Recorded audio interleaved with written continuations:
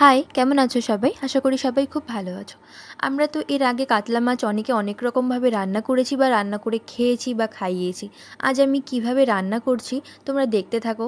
দেখো, আমি 4 পিস কাতলা মাছ নিয়ে নিয়েছি। এবার মাছে পরিমাণ মতো হলুদ এবং লবণ দিয়ে দিচ্ছি। হলুদ লবণটা মাছের সঙ্গে ভালো করে মিশিয়ে নেব। মাছের গায়ে ভালো মতো মিশিয়ে নিচ্ছি। দেখো,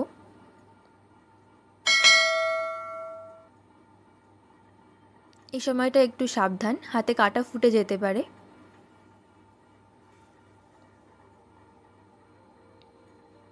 তোমরা কে কে কাতলা মাছ পছন্দ করো অবশ্যই জানিও, আর কে কাতলা মাছ একদমই পছন্দ করো না সেটাও জানিও। আমার কাতলা মাছ বেশ ভালোই লাগে। দেখো, মাছের গায়ে হলুদ লবণ প্রায় মাখানো হয়ে এসেছে। দেখো, আমি সবগুলোতে মাখিয়ে নিয়েছি ভালো করে। এবার ভেজে নেব, সুন্দর লাল লাল করে ভাজবো।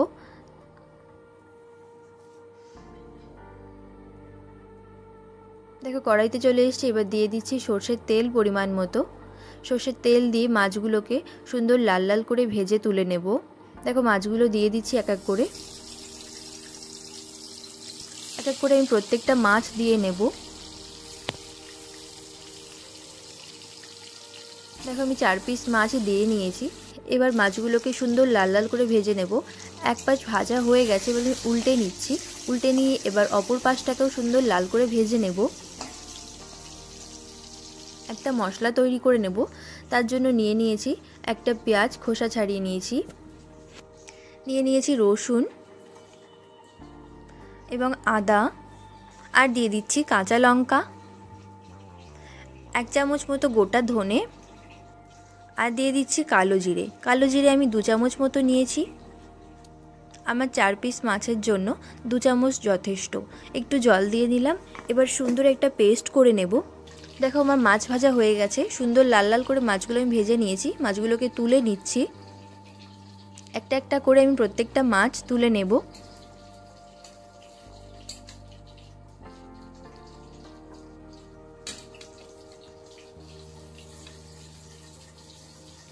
মাছগুলো দেখো আমার তোলা হয়ে গেছে।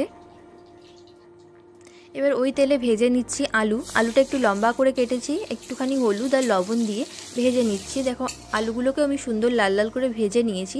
আলুগুলো তুলে নিচ্ছি। আলুগুলোকে তুলে আমি মাছের পাশেই রেখে দিলাম। অন্য জায়গাতেও রাখা যেত, কিন্তু আমি একসাথেই রেখে দিচ্ছি। দেখো, আমার পেস্ট করা হয়ে গেছে। কত সুন্দর একটা পেস্ট হয়েছে। এবার ওই তেলেই আমি দিয়ে দিচ্ছি কালো জিরে ফোড়ন, একটা শুকনো লঙ্কা মাঝখান থেকে চিড়ে নিয়েছি, এবং দিয়ে দিচ্ছি কিছুটা দারচিনি, দিয়ে একটু ভেজে নিলাম। এবার দিয়ে দিচ্ছি সেই বেটে রাখা মশলা আমি পুরোটাই দিয়ে দেব। দেখো, মশলাটা আমি দিয়ে দিয়েছি। এবার দিয়ে দিচ্ছি বাটিটা ধুয়ে একটু জল দিলে মশলা পুড়ে যায় না।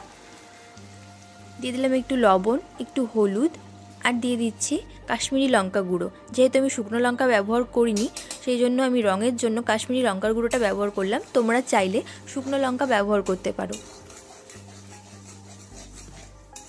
আমি বেশি ঝাল খেতে পারি না, ওই জন্য আমি শুকনো লঙ্কা ব্যবহার করি না।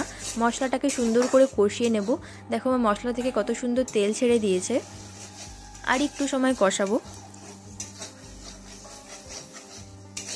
মশলা প্রায় কষানো হয়ে এসেছে। দেখো, কত সুন্দর কষানো হচ্ছে। এবার দিয়ে দিচ্ছি ভেজে রাখা আলুগুলো দিয়ে আরেকটু কষিয়ে নেব মশলাটাকে।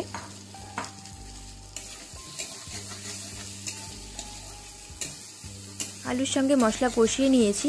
এবার দিয়ে দিচ্ছি গরম জল দিয়ে আমি ঢাকা দিয়ে দেব ওই 3 মিনিট মতো, যাতে আলুটা সেদ্ধ হয়ে যায়। ঢাকা খোলার পরে দেখো কত সুন্দর তেল ছেড়েছে। আমার আলুও সেদ্ধ হয়ে গেছে।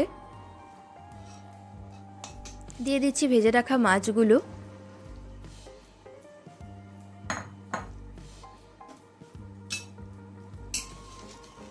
দিয়ে আমি একটু সময় রান্না করে নেব। মাছগুলো পরে দিলাম, কারণ বেশি আগে যদি দিয়ে ফেলতাম তো মাছগুলো ভেঙে যাওয়ার একটা সম্ভাবনা থাকতো।